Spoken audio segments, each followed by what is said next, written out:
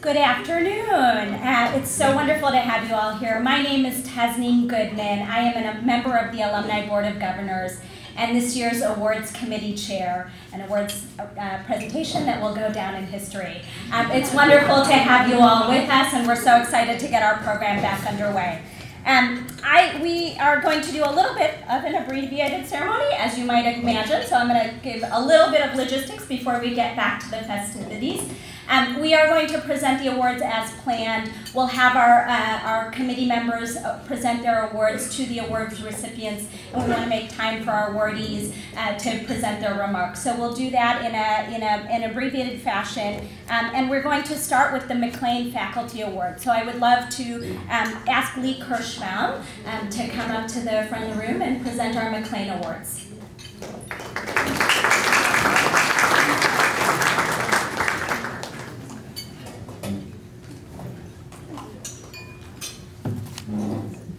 Hi, how are you guys? I'm Lee Kirschbaum. I'm a graduate of the college class of 2000 and a member of the Alumni Board of Governors.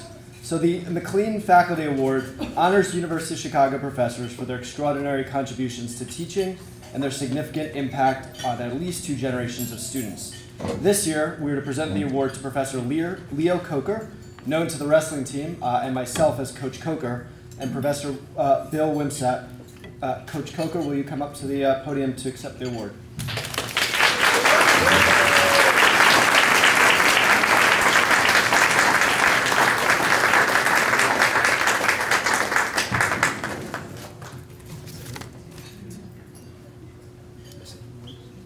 Okay.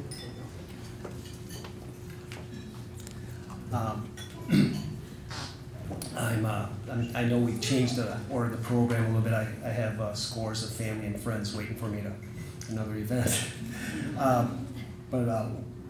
My prepared remarks included the fact that it is very special to me to receive an award from the alumni, because my time here at Chicago has taught me that although Chicago generates incredible discoveries, research, ideas, to me, the most important achievement is the people that they graduate. And it's surely within the alumni ranks that you find a substantial majority of the appreciation, the love, and the loyalty to this university. I've had the privilege of knowing several McLean winners. And Richard Epstein, last year's recipient, brilliant, but one of the most gracious people I've ever met. Lorna Strauss, a great teacher, but she was also as dean of students of the college. She showed unmatched dedication to the students and the college of the University of Chicago. And our athletic department's Patricia Kirby was an inaugural recipient of the McLean. She found out long before others, or she understood long before others that females could and should benefit from intercollegiate athletic experiences. And she put that understanding into practice with great effectiveness and enthusiasm. So this McLean group is one group at which I have no problem with being ranked at the bottom. I finally want to say a little something about what we do in the intercollegiate athletic program. When our students push themselves to their limits, when they endure psychological distress and physical discomfort, I like to think that in our own small way we are teaching courage. And I like the idea of men and women with Chicago-trained minds and courage. So thank you, alumni, for this award.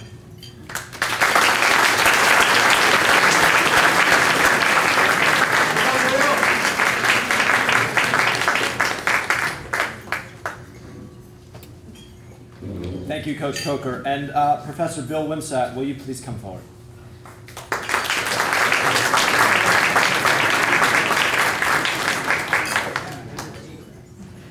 Well, it's a real pleasure to be here.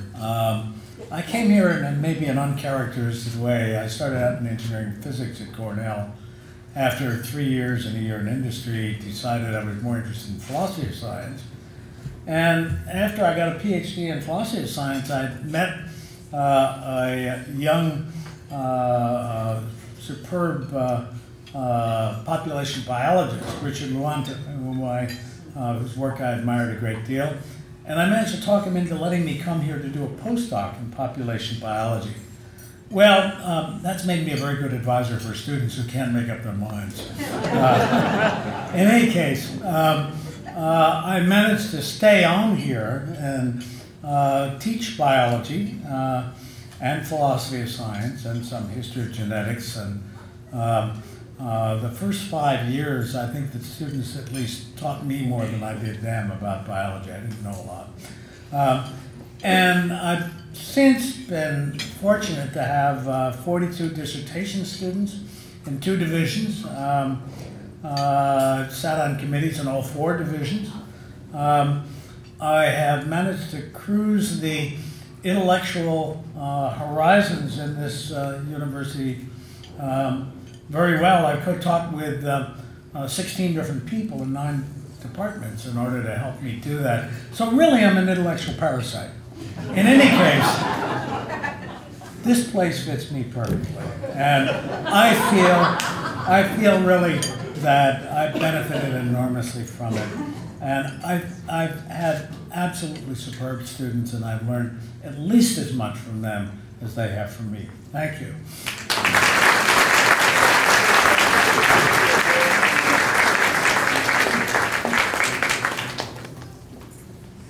All right, our next awards are the Young Alumni Service Awards. The Young Alumni Service Award recognizes exceptional volunteer service to the university since graduation by individuals aged 35 years and younger. The 2015 Young Alumni Service Awards go to Sean Ahmed and Gayan Christensen. Sean and Gayan, would you please come up?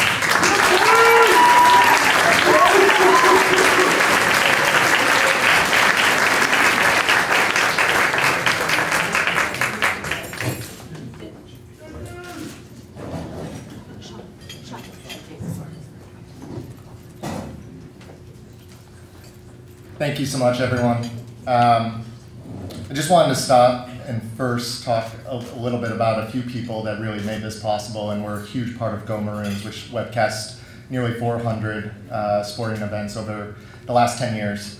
Omar Al-Bailey and Mark Liskevich, they came to me with the idea back in 2005. And really the thing that they did that was so forward-thinking and so ahead of its time was to make our broadcast interactive by inviting emails during the games. And what that did was really create the connections and the community that is something so lasting for us to this day with friends, family, alumni. It's really a reunion every day we do this.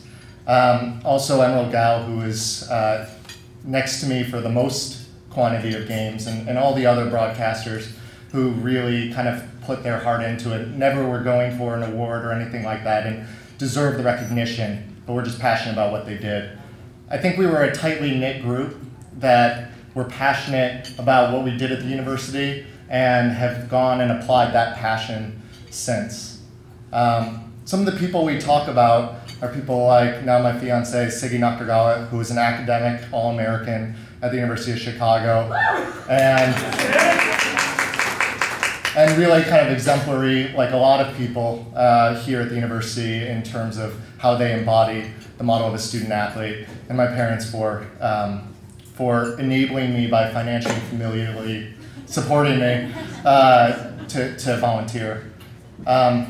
The last thing I'll say, beyond the Final Fours and Sweet 16s and times where teams worked to be the best and really crawled their way or scratched their way to be the best, and the times we were the best, is that we had an unofficial motto with Go Maroons, and that was that we broadcast because we love sport, we broadcast because we love Division III athletics, and we broadcast because we love the Chicago Maroons. And it's that connection to the Maroons and to each other that really keeps us connected to the university today. Thank you.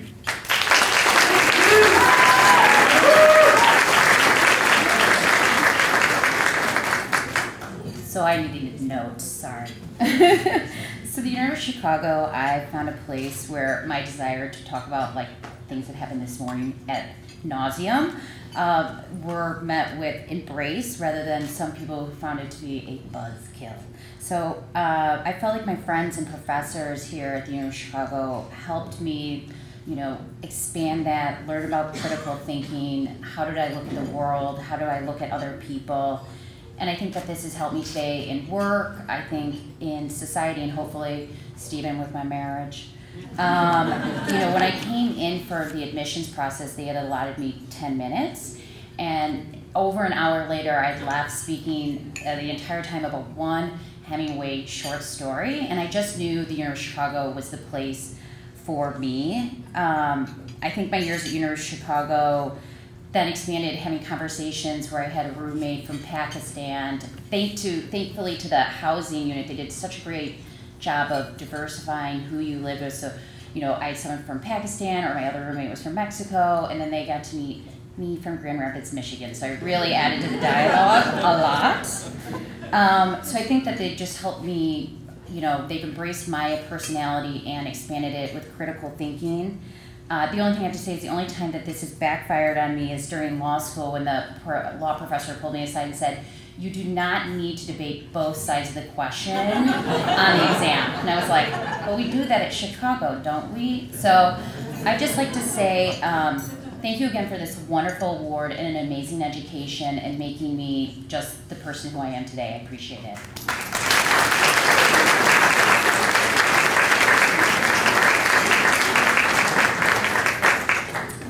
I'd like to welcome Helen Probst-Mills. Good afternoon.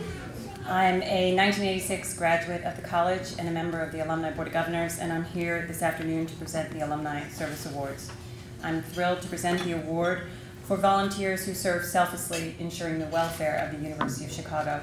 Our first recipient is Chris Rupright, and he's a classmate of mine, and it is his birthday, so happy birthday, Chris. And Kathleen Abbott, if you would both come up, please.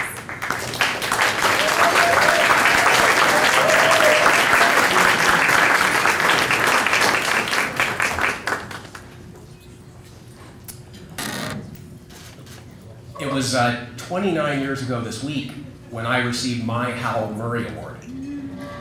And I remember receiving it and thinking there must have been, obviously not a mistake, but I did not feel worthy because I knew how much so many students do on campus, and that has increased by probably orders of magnitude since I was here.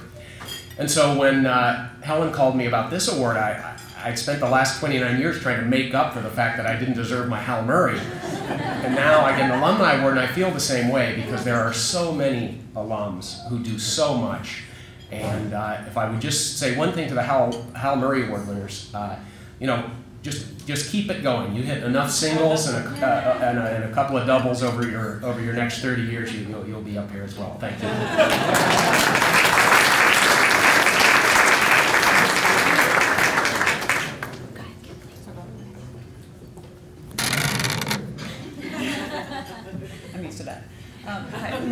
It's funny, when Jeff actually called me to tell me about this award, I was afraid he was going to be asking me to volunteer for something else. And I was only afraid, I mean, this is actually true, and I was only afraid because I knew I would say yes. But when I found out I was getting this award, I stopped to kind of think about, why do I volunteer so much for the university? And I think, first of all, it's because I still am so honored and humbled to be a member of the University of Chicago alumni community. It's one of my proudest achievements, and so I just want to thank whoever was in the admissions office in December 1990 for taking a chance on me. Well, unless, of course, they were admitting people alphabetical order that week, which has kind of been my thought. But also, my 4 years at the University of Chicago were such a special time, and you know, the education, the beautiful campus, this university is so special. But what really made it for me was the people, faculty, staff, alumni, my friends, my teammates. That was what really makes the University of Chicago such a wonderful place. And when you leave, I can go to Harper Lectures and I can take classes and I can learn German, but to have the friendships that I had at the U of C, I found that if you go and hang out at the Alumni Association and work and volunteer with alumni, you get to hang out with University of Chicago people all the time.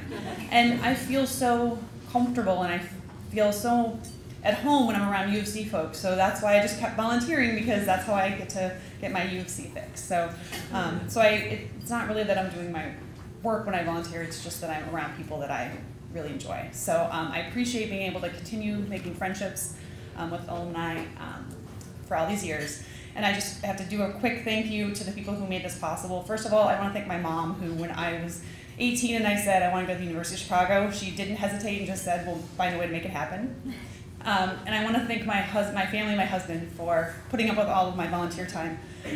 He never complains. He just knows that when an alumni event shows up on the calendar, he's going to be putting the kids to sleep that night. So thank you, hon. Oh, and thanks to the ABG for recognizing volunteers. Thank you.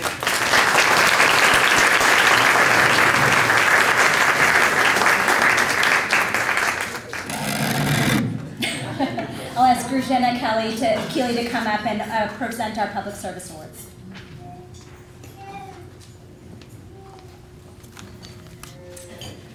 I'm a graduate from the College of 1963, a senior member of the Alumni Board of Governors, and very proud to be a member. So we next recognize alumni whose public service has had an extraordinary impact on communities worldwide. This year's Public Service Award goes to 3 remarkable individuals: Paul Beaver, Howard Gottlieb, and Yuri Talman. Paul Beaver. Please come and be recognized. I want to thank the University of Chicago for providing me with an outstanding graduate school education 4 decades ago and a fellowship with which to pursue that education. It gave me a unique foundation for a lifelong work in the remote wilderness of the great Amazon forest. To borrow a phrase from William Wimsatt, the many intellectual parasites I encountered at the University of Chicago gave me jungle fever. The accomplishments of my business over that time in conservation, education, research, and humanitarian projects with the indigenous community are not an effort just of me solely. Obviously, it's been a collaborative effort of many, many people of sharp minds and good hearts. But I'm very, very honored to accept the award on behalf of these many accomplishments. Thank you.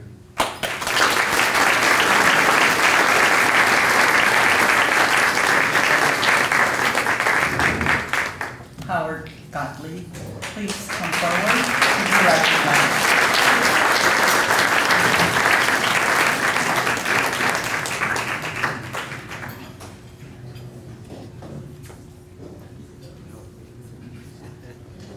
Thank you very much.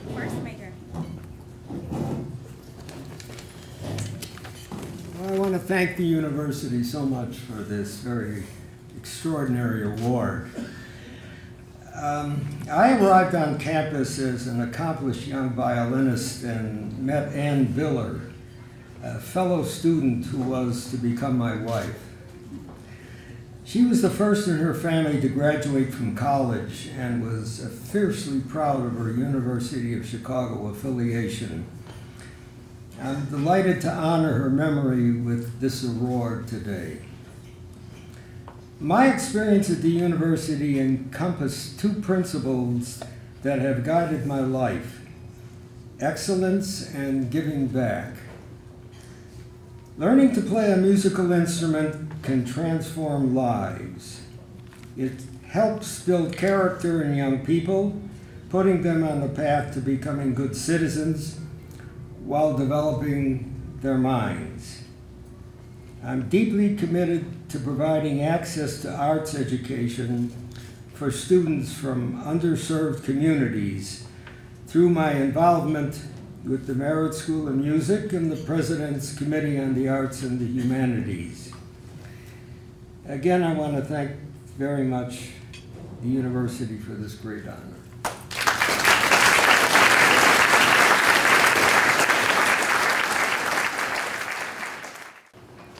Yuri Tallman, please come forward to be recognized.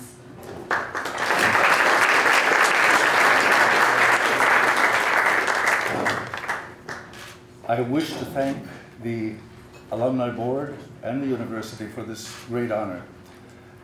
I'm especially pleased that my entire family saw fit to come from across the country to keep me company in this hour of really feeling good. I went to Estonia in 1993, but before that, it was the University of Chicago, the community of scholars here, that changed my life. It was unbelievable to me that this university, this magnificent place, saw fit to take a refugee boy from Estonia who was studying in the Midwest, in Fremont, Ohio, give him a full scholarship and let him experience what a community of scholars is really like. The freedom of expression, the freedom to treat good-naturedly everybody as we did today has been part of the University of Chicago. What other school has for its motto not only the vision and the mission of what it does, the Crescat Scientia Vita Excalatur, to increase knowledge and to enrich life. This community of scholars is not insular. It prepares you to go out. And with that preparation, you learn the critical thinking and the tools that make it possible for you to cope with situations that are diverse as the people that are being honored here today. And so today also, I must tell you, I'm very proud of how the university handled a situation. Socrates said that part of being an educated man is to treat good-naturedly persons and things that happen to be disagreeable. We have this code that President Zimmer outlined to all of us. And it is significant because I saw firsthand what it is when you don't have the freedom of expression. When I went to Estonia, there were 10,000 Russian troops there. When I left, there were none. And we founded the Estonian Law Center. We prepared a country with a legal infrastructure that would allow for freedom of speech and the ability of everybody to have a voice. So I'm very proud of the university of handling a situation like this gracefully. And that is an important aspect of also being a community of scholars like no other anywhere. And so I'm very proud and very humbled to be in this gathering of truly remarkable people.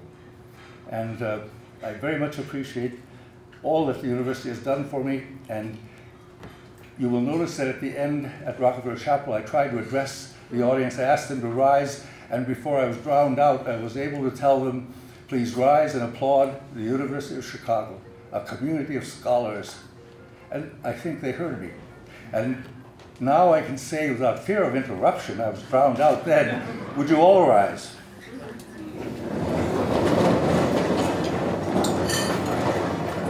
Let us hear it for the University of Chicago, a community of scholars.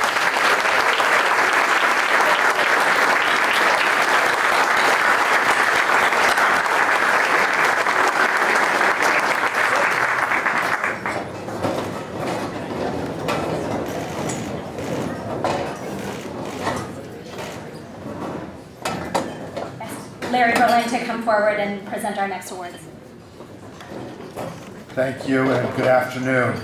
It's my honor to honor 4 alumni whose contributions to their fields or professions have shaped society and influenced human thought and enriched our lives.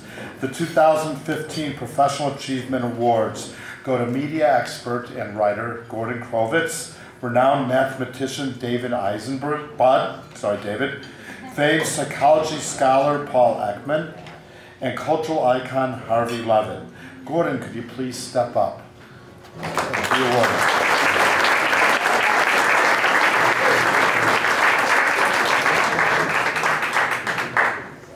So first of all, thank you very much. There is no greater honor than being recognized by fellow graduates of the University of Chicago.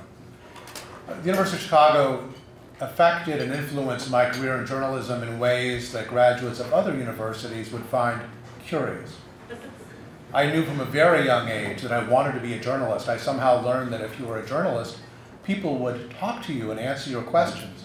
And they felt even an obligation, as if the First Amendment were an obligation on them to talk to us. So when I came here as a high school student, and I was on my tour as a prospective student, the dean who was giving us the tour, I asked her, I said, "Are there any journalism classes here at the University of Chicago?" She looked down her nose at me, and she said, "We do not teach trades at the University of Chicago." Now, it turned out I was a contrarian sort of fellow. That was the perfect answer for me. Indeed, there were no classes called journalism in my time. I suspect perhaps not even now. But every class that I took helped me, as I know it's helped all of you, at least know enough to ask better questions. And one of the great things about being able to ask better questions if you're a journalist and if you take the trade seriously is you embrace concepts like the one the president referred to, the mission of this university, its adherence to free speech and to tolerance, is at this point, I think, unique in the country. And we are to commend, I think, ourselves for being part of this community.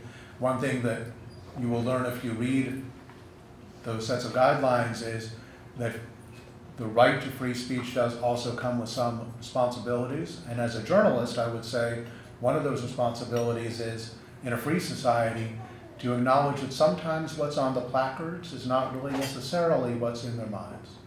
And we need more journalists, and we've got to find ways to fund them in order to explain what is sometimes inexplicable. I would say one more thing about being trained at the University of Chicago as a journalist as opposed to, I think, anywhere else, and that is, if anybody in my generation who learned journalism as a trade were in the position that I was in, which was running a large newspaper, the Wall Street Journal, at a time when print was under tremendous pressure being replaced by digital, and of course that's continued. If all I had learned was a trade, it would have been a very difficult transition. The only people who really enjoy, in the journalism world, who really enjoy this transition to digital are the ones who are curious and nimble and who think it's kind of fun and who don't think that it's exhausting, and I owe that to this university. So as I tell my children, like many of you fellow graduates of the college, I got degrees elsewhere afterward. But as I've told my children, while I have degrees from places like Oxford and Yale, I got my education here at the University of Chicago. Thank you all very much.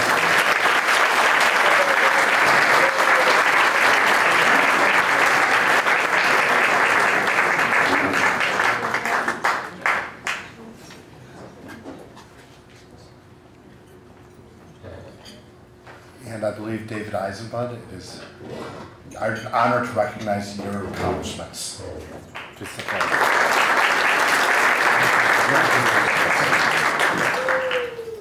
It certainly is an honor and a pleasure to be here on this occasion among friends and new friends.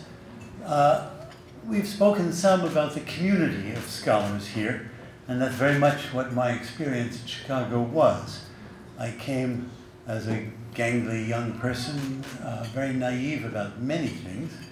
I fell into the community of musicians first. Music and mathematics, of course, are no strangers to each other, and they are the subjects which I really pursued here. Somehow the rest of the university was outside my ken. I don't know how that happened. But music was very strong, and I fell into a group, the Collegium Musicum, with which I played for 7 years and performed many times in Bond Chapel. But the experience of being in the household of the musicians and of really learning from them was what dominated my education as much as I got one here. I was very pleased to have that. Howard Brown and Roger Weiss were the leaders of that group, and it was a major part of my young life to see them working with all the students and to be part of that. Later on in my experience, I really seriously became a graduate student in mathematics. I was sort of that from the beginning. but there too it was a community sense. I would say partly because the university was then, as now, under siege a little bit, the tightness of the community around the math department, the T's and the fellowship, was enormously strong and very warm indeed. And I was lucky enough to apprentice, so to say, my thesis advisor was Saunders McLean, with people who were very engaged in the mathematical community and in the scientific community. McLean was a major figure in the National Academy of Sciences and really took very seriously the idea of the mathematical community. Irving Kaplansky, with whom I took many courses, also was deeply in that mode, and in some sense I have gotten, in a small way, to follow them also in helping the mathematical community and working with it over time, both in the American Mathematical Society and in the Mathematical Sciences Research Institute. And those initial community experiences really formed and inspired what I do all my life. So in these ways, I live the continuation of my experience here very much today. Thank you.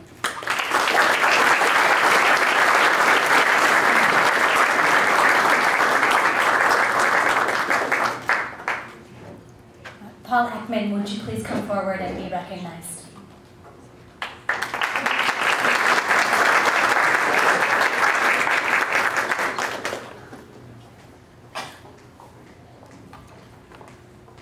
Thank you very much for this honor. I came to the University of Chicago when I was 15 to Hutchins College. That was 1949.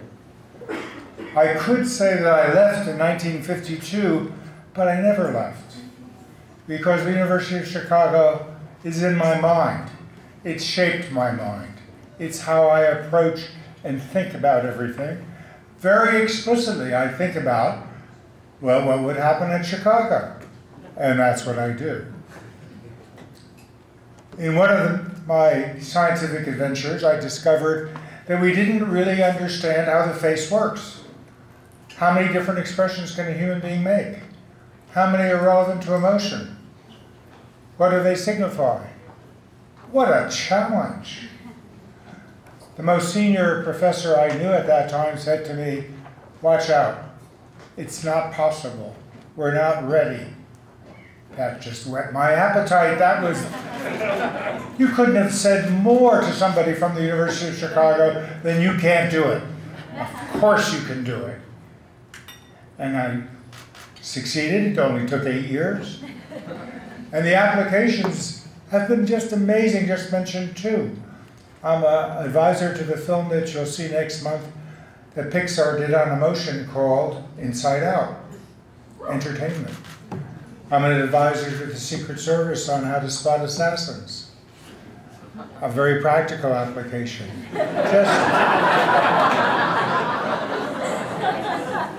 The face, looking out in this audience, the face is everywhere. And it takes you everywhere you might want to go. So I'm so grateful to this university that has never left my mind, that I continue to live with in the new challenges that I'm working on, which you'll hear about in the fall.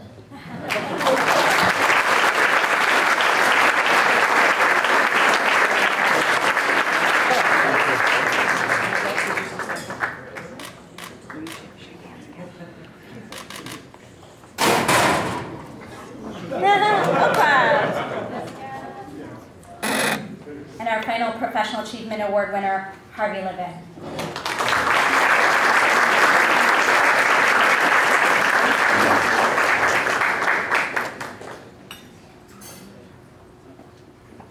It's funny, after listening to the three people who preceded me, it feels like Sesame Street. One of these things is not like the other. So I have to say, I am constantly reminded of how valuable my 3 years at this place was, because people often ask me where I went to law school, and when I tell them, they say, really? So, and sadly, that's true. I cannot tell you how valuable my education at this law school has been in my career for all sorts of reasons, but I use my legal education every day, every hour.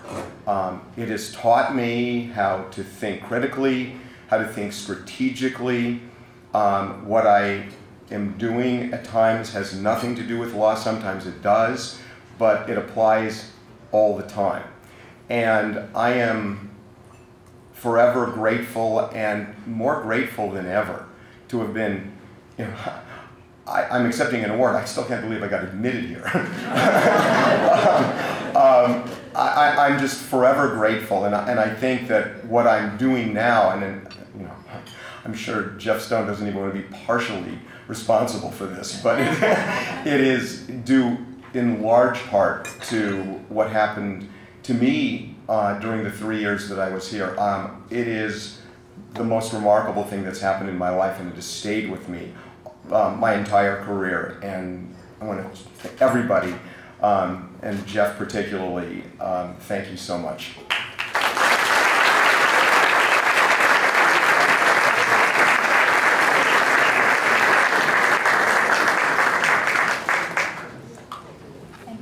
Finally, I'd like to call Bob Dargazi. Dr. Dargazi, if you would come forward.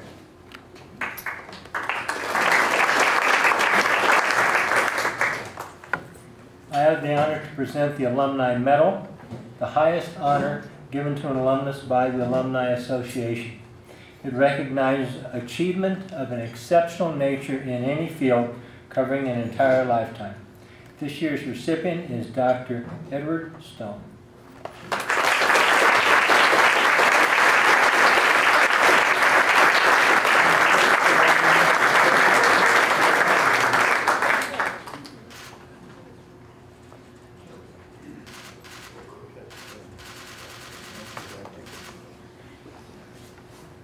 Well, this is really, I don't need to tell you that this is one of those extra special awards. All of us feel that way because Chicago itself is very special, and it's affected all of our lives in a significant way. But in particular, I've been on a 43-year journey. It started in 1972 to explore the outer planets and to reach interstellar space. The two Voyager spacecraft were launched in 1977. And of course flew by Jupiter and then Saturn and Uranus and Neptune.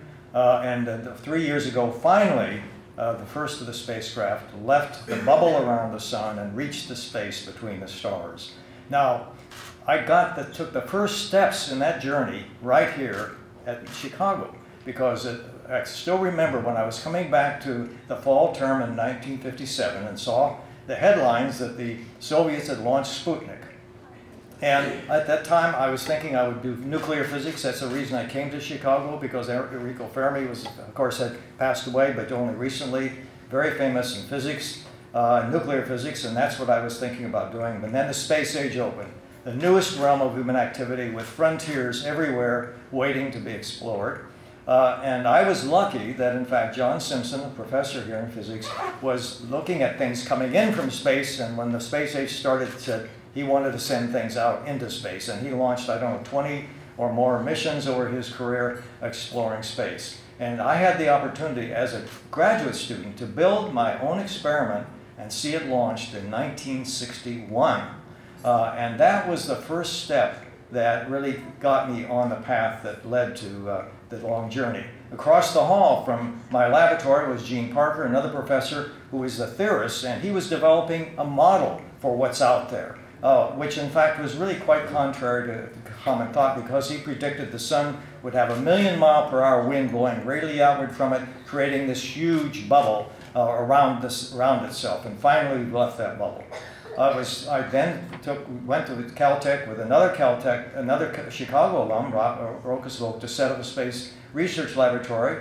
And that was in 1964. And in 1972, I was invited to come up to JPL part-time as the chief scientist for this mission of discovery, which has rewritten the textbooks and I think it is a historic mission that we hope will keep going for another 10 years. And after that, the Voyagers will be our silent ambassadors to the Milky Way, sent from planet Earth. Thank you very much.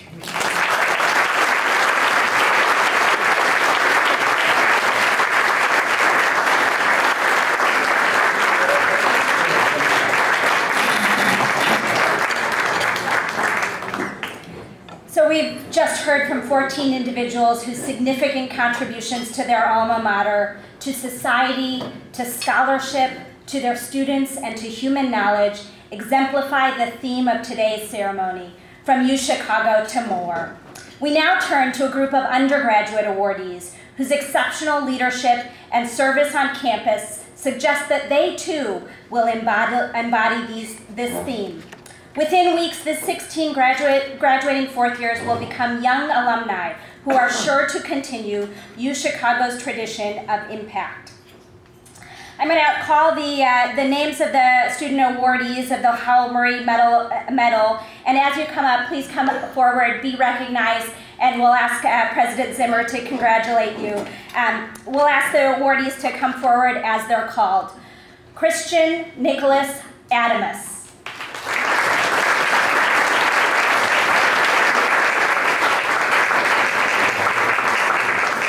Nadia Catherine Al-Hadi.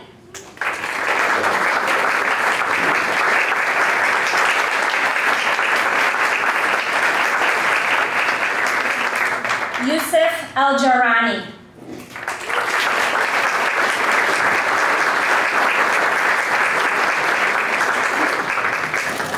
Tabitha Bohak.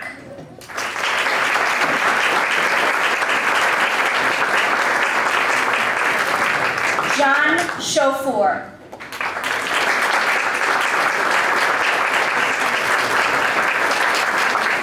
Jay Feldman.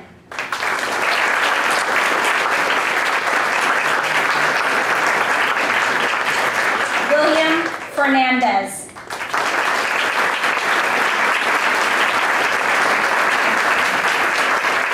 Ashwin Gunty.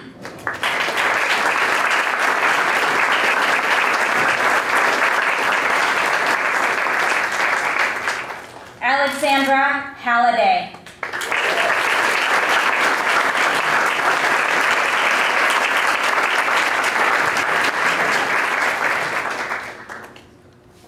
Arlen Hill.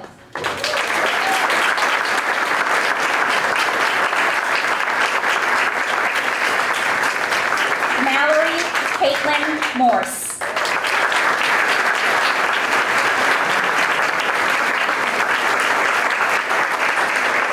Lauren Greenshee.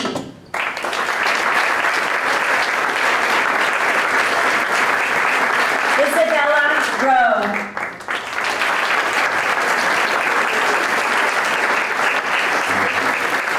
Shahan Sapra.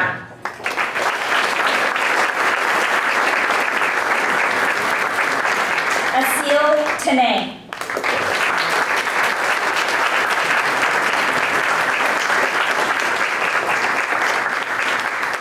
And Stephen Wendeborn.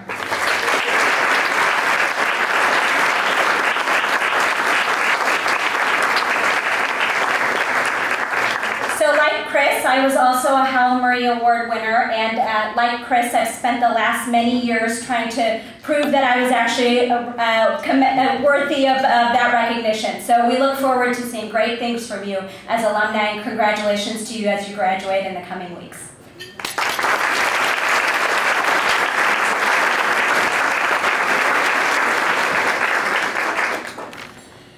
So a couple of final notes. Thank you once again for joining us to honor a group of University of Chicago alumni and friends who represent the chief ideals of our university. To ask big questions, to drive new ways of thinking, and advance ideas that challenge and change the world, even if it isn't always easy. Hearing your stories this morning has truly energized me, and I hope it has energized you as well. These are fantastic stories of inquiry and impact, which is something that the University of Chicago is certainly known for. So have a great lunch and look forward to seeing you at Alumni Weekend. Thank you.